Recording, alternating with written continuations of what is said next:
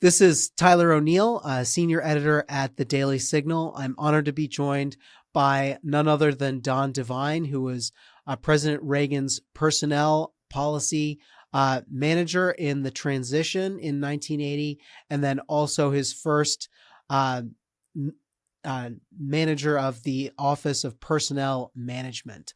Don, it's an honor to have you with us. Well, thank you. Pleasure to be here. So we've seen, President Trump and Elon Musk, and then, of course, Doge overall as the office, go from agency to agency to agency, shaking things up, exposing waste and abuse, and, leading this effort that really is reminiscent of the early efforts from President Reagan's tenure, a little bit of cost cutting things we saw even under Clinton and Obama. How do you see Doge's efforts right now, and what advice would you give to this incredible effort? Well, they've been way ahead of us all the way from the beginning. This is by far the best transition I've ever seen, and I follow them pretty closely over the years. They started early. Of course, there was earlier a president, so he had some experience with this too. It's just so much better with different groups on the outside helping him also beforehand. It's just awesome beyond what we could do. The first one we did was the Heritage Foundation's first outside attempt to do a transition. It started from zero. These people have been so lucky. They had a first term. They learned a lot there. I had several groups doing research for them beforehand. They're just so far ahead of everybody. There's no real equivalent to it. So I want to zero in a little bit on OPM, because that's what you headed. For those who aren't familiar with how important this agency is, how would you briefly describe OPM and the window that it gave you when you led it on the bureaucracy in this threat? Well, first you have to remember that the Civil Service Reform Act in 1978 was put in by Carter, right?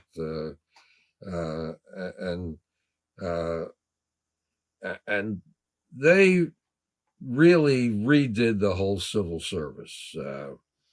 And the one who was the first head of the OPM and put it together was actually my professor, if you can believe that. Wow. At Syracuse University, a Democrat, big Democrat on the state committee. And he actually taught me about how you really run government. It's interesting. I had a Democratic friend who said, the difference is that the Republicans come in, they think they can run the government like a private sector, which of course you can't. All right. Ludwig von Mises wrote the book 60, 80 years ago about how what the differences between a private and a public sector bureaucracy. And unfortunately, so many in the private sector, when they come in, try to run it like it's the private sector, and you can't. It's a totally different operation. And so much of the people complaining now about using the Civil Service Reform Act as messing it up. What it's actually doing is doing it the way it's supposed to be done. We were lucky. We were the first ones. In fact, when I walked in during the transition to the first time to meet my former professor there, and I walk in, he says, "You SOB, if you can say that, I've spent the last 4 years putting this new Civil Service Reform Act into effect that gives you more control over the bureaucracy, and you're going to get the benefit of it and not us." I mean, a crazy thing, all right? And we did it. I mean, it gives you so much more ability to move people around. All this rigmarole about Schedule F. All Schedule F does is the same thing that the original Civil Service Reform Act did for the mid-level executives. All right, the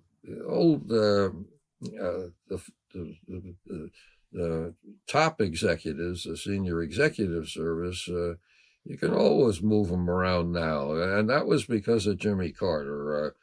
Now, of course, since the time we were in Reagan till now, what's been happening? The bureaucracy keeps adding in new things, getting rid of the good things that happened. One time, even George H.W. Bush took out a lot of the pay for performance, or at least signed the bill he didn't really want. But and so, I mean, it's just this. The Civil Service Reform Act is there. It's somewhat attenuated over the years. But these people, the Trump people, learned the right way about how you can use it and how you're actually expected to use it under the Civil Service Reform. Of course, the unions hated it, and everybody hated when it went through. And they needed Republicans to get it through in the Carter administration.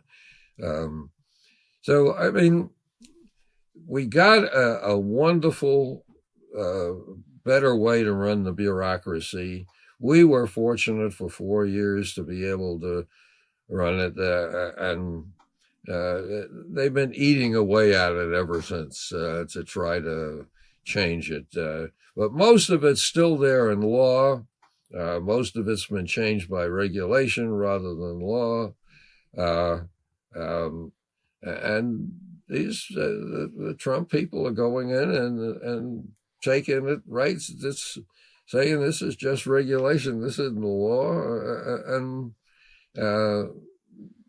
very brave. They're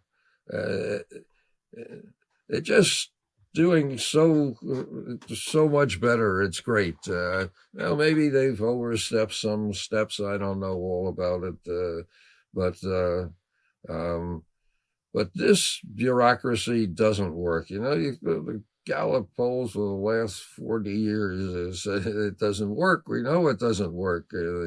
And the only way you're going to get it to work is to shake it up a little, maybe shake it up a lot. And that's what they're doing. And they're going to make some mistakes. So people make mistakes, you know. Well, so zooming out, we talk about the bureaucracy. I think these last few weeks have really shined a light on everything that is probably wrong with it. You know, we've seen a lot of our tax dollars funding DEI in Serbia's workplaces. We've seen them funding, you know, transgender operas in far-flung parts of the world. But this bureaucracy came from Congress effectively giving its authority to the administrative state. So they make a lot more of the rules we have to live by. They're called regulations, not laws. But like Congress passes a few laws and the administrative state passes all the regulations, you know, that actively implement rules we have to live by. How do you see the overall threat of making this bureaucracy, you know, the overall goal of making this bureaucracy accountable to the people's elected representatives again? Is that how you see it, and is there something there that I'm missing? First of all, the government's too big. Nobody can run it. I don't care how effective you are. The only way to make this work better is to do less. All right. And the idea of like sending back education is critical. I mean, we're just doing too much and rules all over the place. Uh, um, it doesn't work. I mentioned von Mises' book many years ago. It doesn't work. It has no mechanism. The private sector, they can go down 20 levels of bureaucracy, 50 levels, maybe more. And all they got to do is go in that little office there and say, is it making a profit or not? All right. If it's making a profit, all right, good. If it's not, you don't. You get rid of it or change it or do something like that. You don't have that mechanism in the government. All right. In fact, the mechanism works exactly the opposite way. If you go down and find out that they're not doing well, oh, we're not solving poverty, you put more money in it. So you throw bad money, good money after bad, and you make I mean, the big problem is you're never going to get it fixed if you don't get most of these functions out of here. Go back to the Constitution. Article 1, Section 8 says what they're supposed to be doing there, and that isn't what they're doing to most extent. Um, so the basic problem is bureaucracy by its nature is impossible to really work. There's no way to measure what you're doing. The only alternative the private government sector has is a performance appraisal system where each level of the bureaucracy rates each level of the bureaucracy going down. Well, everybody knows that doesn't work in the government, all right? Everybody gets high grades, and if you force them to change the grades, what they do is, well, they give you a perfect rating this year, and you give Sam the perfect rating next year, all right? That's how it works, all right? That's why Jimmy Carter changed the whole system. And he ran directly on that for president. He said, listen, I'm still a good old liberal. The problem is the government doesn't work. You're going to have to give the political people control over the government, or it isn't going to work. I mean, I was a Democrat. I love all Democrats going around like this came from the moon or from Republican. This was a Democratic bill to do this. They're the ones that need to have this work. We want the private sector to do it. So the basics thing is that it can't work that way. But you can have a better performance appraisal system than a bad one. I mean, you can require that nobody plays that game, all right? And if you do play that game, you get fired. And we did some of that in the beginning. And of course, it was fresh then, and you could get away with a lot. And I was kind of hard-headed and not realize how much trouble you get in by trying to run government the right way.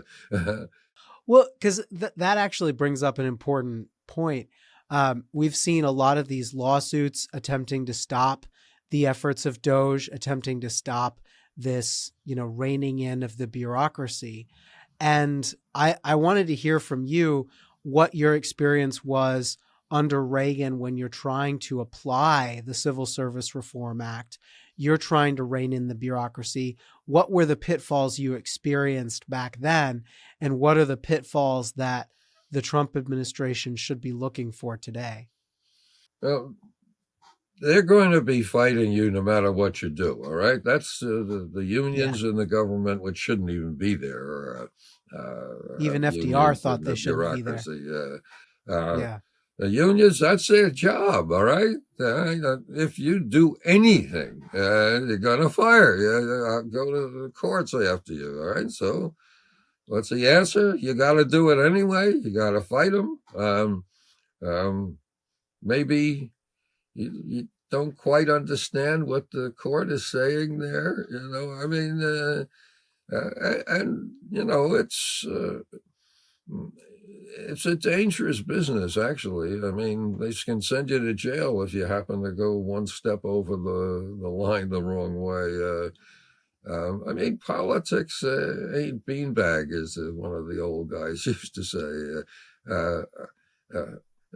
It's a hard business, and you make mistakes, you can go to jail.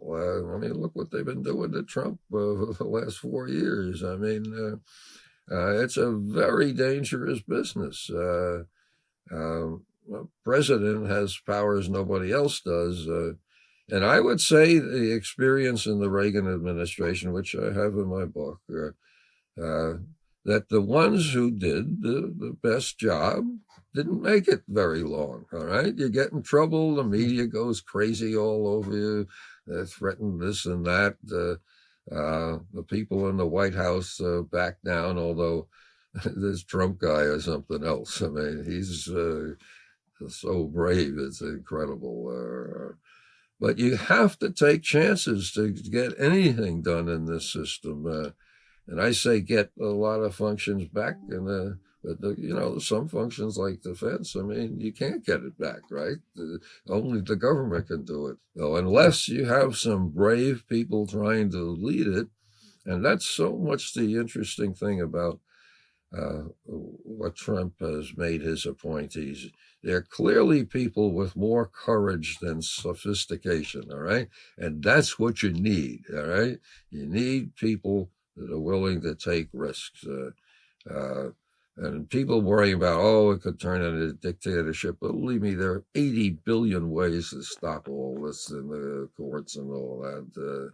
That's the last problem we got. Well, it's interesting they say he wants to make it a dictatorship when what he's trying to do is pull back the federal government to make them less, impactful in the economy. And they're saying that's a dictatorship. What... it's like it's fascism to decrease the size and scope of government. I mean, it's really two totally different ways of looking at government. Progressives, I mean, in theory, this isn't picking on it. Progressive believe that the experts should make all the decision. So if a politician comes in and tells me to do it, they start right off that they're wrong. All right. I mean, they don't know as much as I do. All right. All right. That's the way they think. And if you're going to have progressives in control, that's what's going to happen. All right.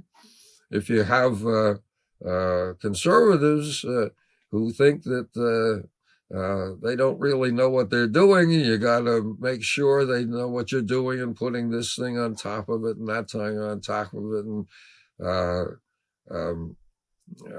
it. It's a different way of looking at government. So it's not surprising they're all going off like this. That's the way they think.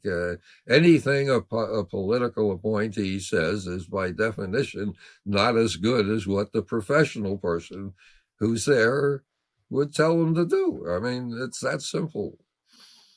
Well, and that progressive mentality, that Woodrow Wilson, we must trust the bureaucrats above all else. It seems there was a time when not all Democrats thought that way. I mean, we had, as you were talking about Carter and with the Civil Service Reform Act, then, there's Bill Clinton who, he had his own problems, but I don't think he was quite as top down in the same way that a Joe Biden has been, in the same way that, their party is right now. Yeah, no, there's no question. They did quite a good job of trying to get a hold of it. But there weren't many others, but I will agree, were pretty good, especially for a Democrat. And of course, he really wasn't a progressive Democrat anyway. And I think back a little bit of Calvin Coolidge and the president right before Calvin Coolidge, who their goal was to rein back the bureaucracy after Woodrow Wilson had war socialism and all of this stuff. And then, of course, Herbert Hoover essentially threw that project out and resurrected progressivism, and FDR, you're off to the races. But there was that moment there where we had a little bit of sanity coming in. And now with Trump, I feel like Trump is even stronger than they were. Harding, that's the man I'm thinking of. Warren Harding, and then Calvin Coolidge. But do you see similarities between this moment and then, or how do you see, because I think this battle against the bureaucracy, we haven't seen a presidency as muscular against it as Trump has been this time. Yeah, I think there's some comparisons to after Wilson. There was a reaction to it. And I would say Reagan did some stuff, and Carter, but so far, I mean, Trump has tried to do it more than anybody else. And it's very hard. I mean, when we were in, of course, we had a Democratic House the whole time we were in. He's lucky to have a House, but it's a very slim majority in Congress. And no matter how good you are in the executive branch, if Congress is not helping you, it isn't going to work. So it's encouraging, but it's on a very small margin too. Well, so what prevented Reagan from being as successful as Trump has been in this particular area? I mean, naturally, we can't say that Trump is better than Reagan overall, because Reagan achieved so much in fighting the Soviets, in redefining the terms of our engagement. And, he also, there's a reason why we're still talking about him 40 years later. And, I grew up listening to all the great Reagan war stories. Like he was phenomenal. But I really I kind of want to zoom in and hear from you, because you've been saying this new administration is more muscular, more effective at fighting the bureaucracy. And I think that means a ton coming from you with your experience in the Reagan years. So I'd like to hear, what the key difference is in your view. Well, biggest difference is it's half century later, right? Yes, we've learned from the past. Yeah. Well, not so much that we learned that it's so much worse. I mean, just think the fact that you had a Democratic president just before you who wanted to fix the civil service up and did. You don't have that here, right? Obviously. And even though the Democrats were fighting us all the time in the Reagan period, they had passed the bill. So, they needed Republican support, but they passed the bill. So it was a different kind of world, really. You had a lot of Southern Democrats that could vote for you and stuff like that. It's much more divided now, all right? And there's so much more government, so much more to take part of.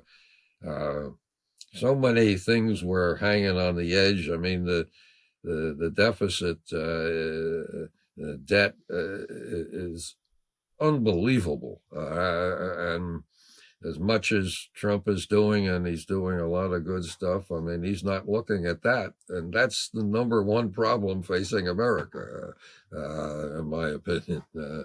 And so I still think it's possible we might get some real serious economic shock, and Trump may be forced to do.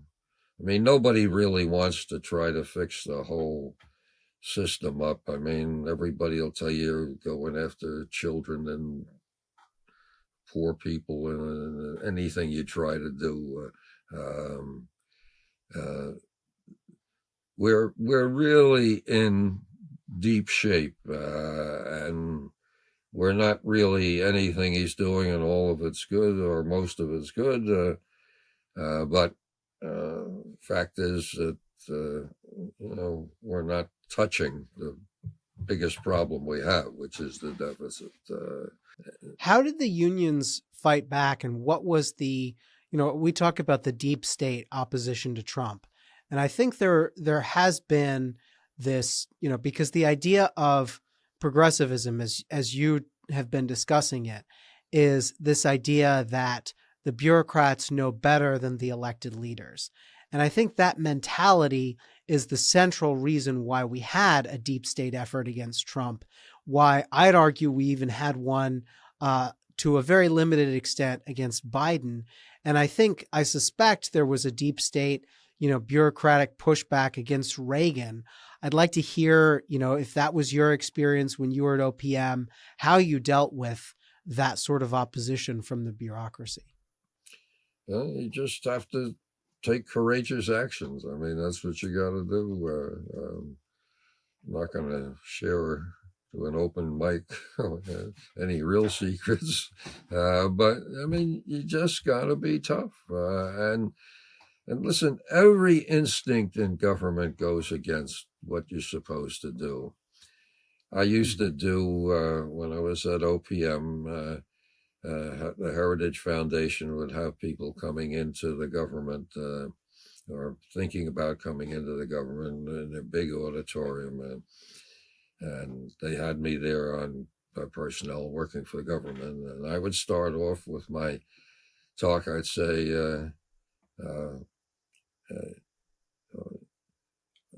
who wants to be a success in Washington? Raise your hand. Everybody raises their hand. I said, well, you want to be success? I'll give you the secret to it. And they all go, oh. I say, don't do anything. Yeah, roll over. All right? Don't do anything. I guarantee you'll get out of here from 4 years and people will say, I never heard anything bad about him. I bet you he was great. All right. And that is the underlying dynamics of what goes on in Washington. All right. And that's why it's so wonderful that Trump has picked these people that would never have been picked in any other administration, including ours, I will say. People who are tough. That's what you need. Because every incentive in Washington, you want to move up the post there and become Secretary of State or something. I mean, don't do anything. And I just saw a friend of mine I knew way before I went in, had in previous administrations, and I gave him a job in ours, and he literally did nothing. All right, the bureaucrat would hand this thing to him. He'd sign it and done it. He didn't do anything.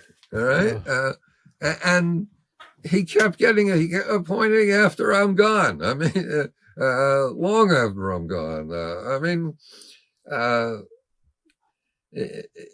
it's a bad system and has bad incentives in it. And that's why the only real solution is you got to cut it out and get it in the private sector or states or local.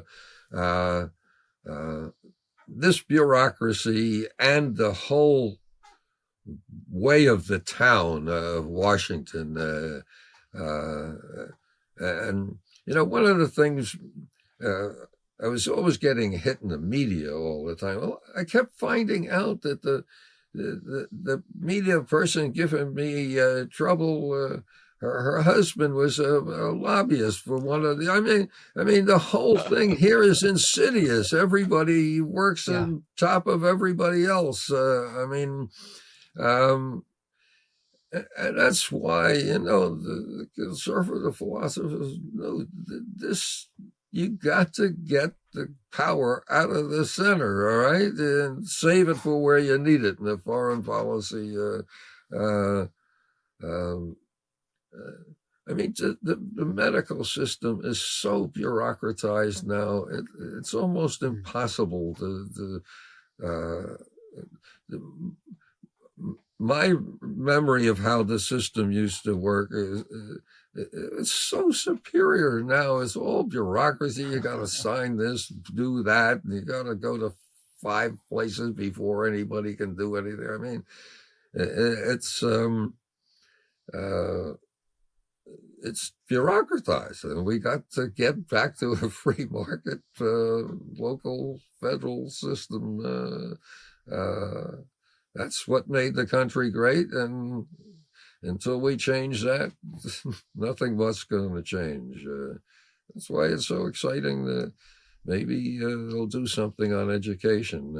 That's a very important thing and should never have come up here. Jimmy Carter did that to pay the unions off for supporting him. When he created the Department of Education. That's in my lifetime. That's not like it was there forever, you know? Well, and even, Reagan was talking about getting rid of it. Yeah. And unfortunately never, I think the reason he never did so was because the Democrats had the House. Is that, or why do you think he never actually successfully got rid of the Department of Education? Well, it is. The Democrats had the House the whole time, and a lot of Republicans. I mean, the teachers' unions are so smart. I mean, one of the things, it's not a big thing on my part, but one of the things Trump wants to move more of the government out in the states. That's exactly the wrong thing to do. All you're doing is putting more lobbyists out where the good congressmen are. You're turning, you're paying to have your congressman lobbied by any of the people you send out there. And of course, most of the government is already out there. I would have Republicans come to me and say, oh, I'm getting so much pressure against your pay for performance for the federal employees. I said, where are you? You're from the middle of Iowa. Where the hell? There's nobody out there. I said, well, of course, what they did, there can only be 4 people out there. That's their number one job, is to get you to do what their government agency does. I ran for Congress, and I went around. And of course, it's in Maryland. It's a hopeless state. But I ran there, and I would go out to the speaking engagements thing that I have. And after a while, I started to realize the same people were all out there all the time, and they were all people, government employees or contractors, mostly contractors. And, we talk about cutting the federal employees, 2 million people. 2 million employees, there are 20 million contractors out there, right? Yep. Right? I mean, the government is all over the place. And it's very hard to change it. And the Republican, as I say, most of the employees are out there already. Most of the federal employees are out there, and contractors are out there, and they lobby Republicans. Well, thank you so much, Don Devine, for joining us. Is there anything else you'd like to add on these things? Yeah, I wanted to show you something funny. Okay. Can you see this online? Lift it up a little bit higher. Yeah, that's you on the Washington Post. Yeah, that's great. I love the framing. You see what it says at the bottom?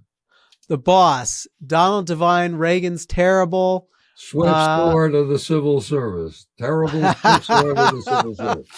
All right? Now. That's almost like you had a chainsaw or something. So that's what the Trump people should be aiming at. The front page of the Post saying how bad you are. With that, I can't think of a better way to end. Thank you so much, Don Devine, for joining us. And can you tell the people where they can follow you? I write for the American Spectator and other kind of organizations. Fund for American Studies is where I teach. Well, the Fund for American Studies is a great place to start. Boy. Well, thank you again so much for joining us.